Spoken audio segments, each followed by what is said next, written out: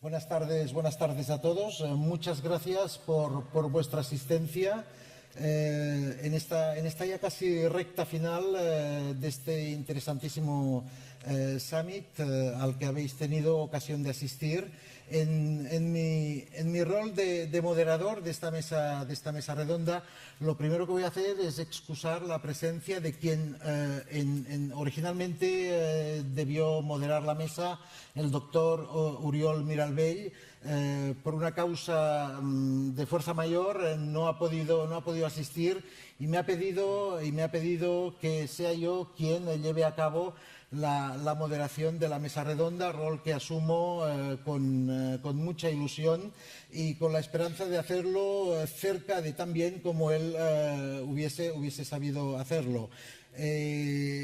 Evidentemente el tema me parece que es de suficiente interés como para que intentemos los ponentes de la mesa, a los que a continuación introduciré, ser lo más concisos y lo más ajustados posible al tiempo del que disponemos. Les voy a comentar un poco cuál será el formato que daremos a esta mesa redonda, no sin antes agradecer a los organizadores de este evento el hecho de que hayan introducido un tema que al menos académicamente tanto nos preocupa y tanto nos interesa y tanto nos gusta, no diré liderar, pero sí acompañar el liderazgo. Y acompañar el liderazgo muchas veces consiste en rodearse de los mejores o de algunos de los mejores. Esta faceta la tenemos suficientemente cubierta. Me acompañan en la mesa, los presentaré en el mismo orden en el que están sentados: el señor Jaime Rodríguez, Country Manager en España y Portugal de BlaBlaCar, el señor Miguel Trías, Industria Analyst de Google, y el señor Paco Medina, socio fundador y director general de Opencam Europe. El tema que hasta aquí nos trae es el tema de la economía colaborativa. Yo no he tenido ocasión de asistir esta mañana al evento, si bien por lo que he podido saber he visto que se ha organizado un pequeño caso práctico antes de pasar a la mesa redonda. Y un poco esto nos vendría a demostrar bajo mi punto de vista que el tema preocupa, el tema está candente y tiene un largo recorrido. La economía, la mal llamada bajo mi punto de vista, yo voy a intentar dar una visión quizás en exceso académica, pero es un poco también mi rol. Tengo delante a muchos o a bastantes como mínimo estudiantes y por lo tanto seguramente sabrán reconocer quizás el hilo del discurso que se mantiene en las aulas cuando este discurso se traslada a otros foros.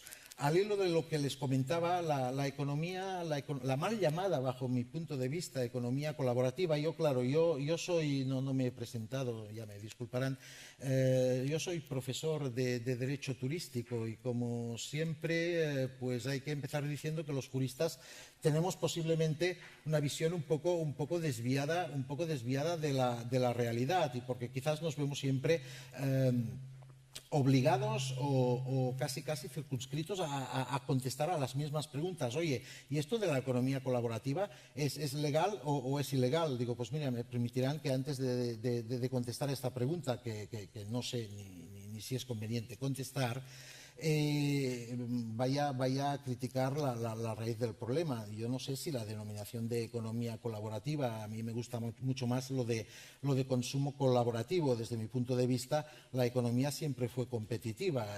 Quizás colaborativo se esté refiriendo a otra cosa. Lo cierto es que la economía, la mal llamada, bajo mi punto de vista, economía colaborativa, tiene un largo recorrido y creo que entre aquellos que nos hemos puesto con mayor o menor éxito, con mayor o menor difusión o trascendencia a reflexionar sobre la economía colaborativa, hay un acuerdo como mínimo sobre 2 puntos, y esta es una primera cuestión que trasladaría para su posterior intervención también a mis compañeros de mesa. En primer lugar, la economía colaborativa es un hecho irreversible, o sea, no hay marcha atrás, y está aquí, va a seguir estando aquí y ya no nos abandonará. Por lo tanto, si lo consideramos un problema, será un problema con el que tendremos que aprender a convivir, porque resolverlo, si entendemos que es un problema y que hay que resolverlo, no creo que sea posible. En segundo lugar, también parece ser que hay un cierto consenso, un cierto acuerdo, al menos entre los académicos, que la economía colaborativa no nos puede llevar a situaciones de competencia desleal y a situaciones de desprotección del consumidor.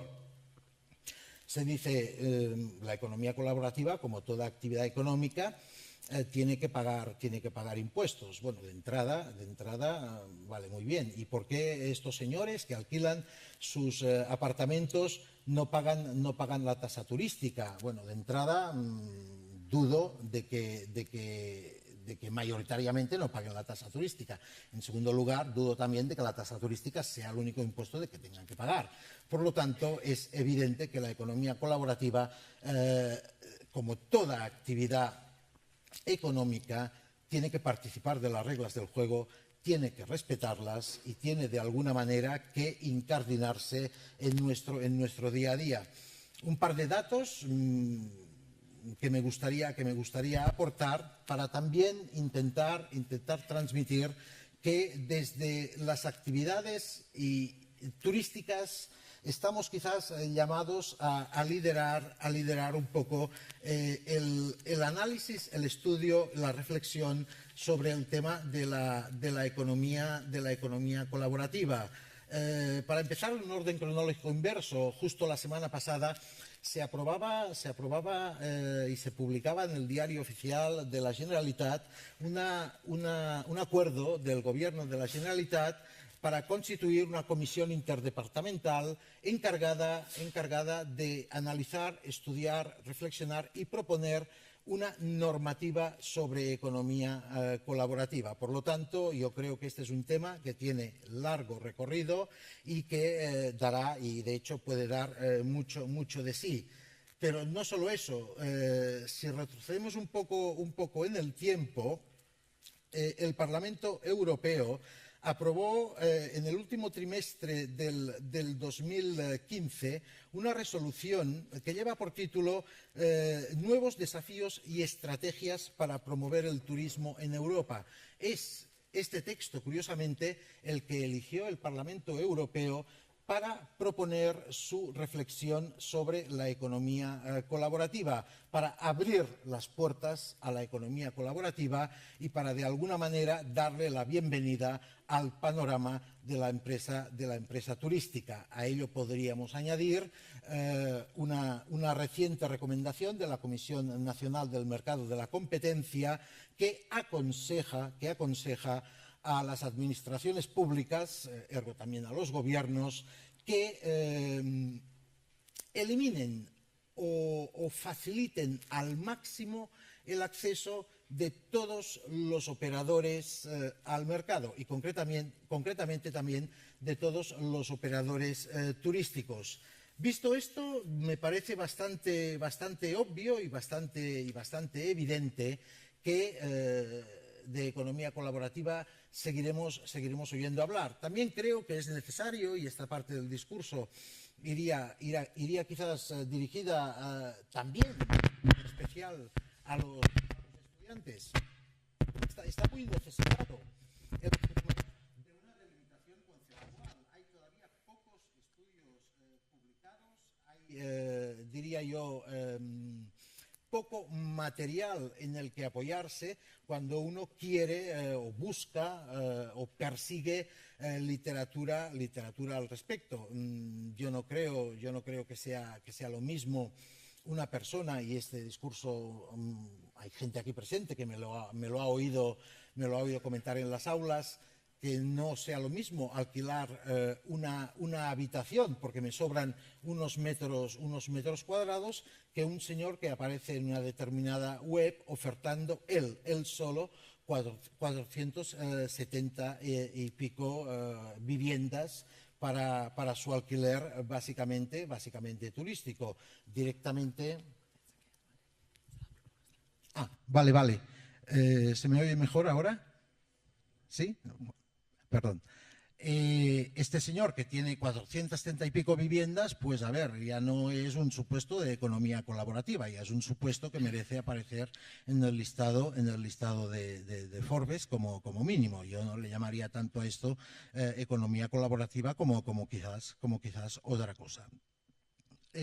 Planteado un poco el marco general de la problemática que nos ocupa y más allá de cualquier otra consideración que se pueda hacer, intentaré a continuación dar el turno de palabra a mis compañeros de mesa, porque en realidad yo opino, y supongo que estarán de acuerdo conmigo, en que lo más enriquecedor de una mesa redonda llega en el momento en que los ponentes han terminado de hablar, y bueno será que empiece a dar ejemplo, dando la palabra al compañero que tengo a mi derecha, representante de la empresa BlaBlaCar, a quien, sin gafas lo tengo más difícil, a quien le plantearía de entrada si entiende o si entenderían la economía colaborativa como un cambio del paradigma económico, como un supuesto de economía social, o si realmente es sencillamente algo mucho más adjetivo y menos sustantivo que un cambio de los paradigmas fundamentales. Le cedo la palabra, por lo tanto, al señor Rodríguez. Sí. ¿Se me oye con este? Sí, ¿no? Vale, bueno, muchas gracias por responder a la pregunta antes de hablaros un poquito de BlaBlaCar y economía colaborativa. Yo creo que la aparición de la economía colaborativa responde a un cambio de mentalidad global que todos hemos percibido y que todos hemos vivido en muchos órdenes de la vida. Se está pasando de una mentalidad de consumo basada en la posesión, antes todos teníamos discos, a una mentalidad de consumo basada en el acceso, en el uso. Ahora todos tenemos servicios de suscripción de música. De la misma manera, con los coches, estamos viendo como mucha gente no necesita tener un coche todos los días, pero sí tener acceso al uso de uno. Eso, unido a que la mejor tecnología que ha inventado el hombre para colaborar, que es Internet, está llegando a todos los rincones del planeta, ha generado un caldo de cultivo que ha permitido que florezca la economía colaborativa. Si no os importa, me voy a poner de pie para presentaros, para guiaros durante la presentación. Os he traído algunas cifras de lo que es BlaBlaCar. Una pregunta. ¿Cuántos conocéis BlaBlaCar? ¿Puedes levantar la mano? Vale. ¿Cuántos lo habéis usado? Bueno, hay unos cuantos. Siempre hago esta pregunta porque yo era emprendedor y mi anterior empresa no la conocía a nadie, entonces me hace mucha ilusión hacerla. Por daros algunas cifras de BlaBlaCar y por explicar qué es BlaBlaCar. BlaBlaCar yo creo que es parte de la bien llamada economía colaborativa, en cuanto a que es probablemente uno de los ejemplos más puros de economía colaborativa. En BlaBlaCar lo que se trata es de hacer un uso más eficiente de un recurso que de otra manera estaría ocioso, que son los asientos de los coches. El conductor de BlaBlaCar va a hacer un viaje porque quiere viajar, por el motivo que sea, va de Madrid a Barcelona y tiene asientos libres. Y lo que hace es ofrecer esos asientos libres para que otras personas le acompañen en el viaje y compartir los gastos. No está, por tanto, intentando hacer una actividad económica, sino minimizar sus gastos y hacer un uso más eficiente de un recurso. Sobre esta idea tan sencilla, lo que se ha construido es un buscador de viajes asentado, y esta es la clave, sobre una comunidad de confianza. Las empresas de economía colaborativa, y seguramente no he podido ver la presentación de Airbnb esta mañana, pero seguramente han hablado de algo parecido, se asientan sobre la confianza. El trabajo de todos los que trabajamos en BlaBlaCar es generar un entorno de confianza en el que la gente pueda compartir. Con esta idea tan sencilla, BlaBlaCar ha alcanzado 25 millones de usuarios en todo el mundo, de los cuales 2,5 millones están en España. Los ha alcanzado en 22 países, la práctica totalidad de Europa, y desde hace 2 años hemos lanzado algunos mercados que para nosotros eran diferentes a nuestros mercados tradicionales, yo siempre digo que un poquito más exóticos. Lanzamos India, lanzamos México, lanzamos Brasil. La economía colaborativa, en el caso de BlaBlaCar al menos, en estos países, juega un papel diferente al que podemos imaginar en España. En España está percibida como una forma de movilidad más asequible, mientras que en muchos de estos países directamente permite viajar a mucha gente que de otra manera no podría viajar. Os voy a poner un ejemplo muy sencillo. En la India tenemos un acuerdo con la Renfe de allí, con IRTC,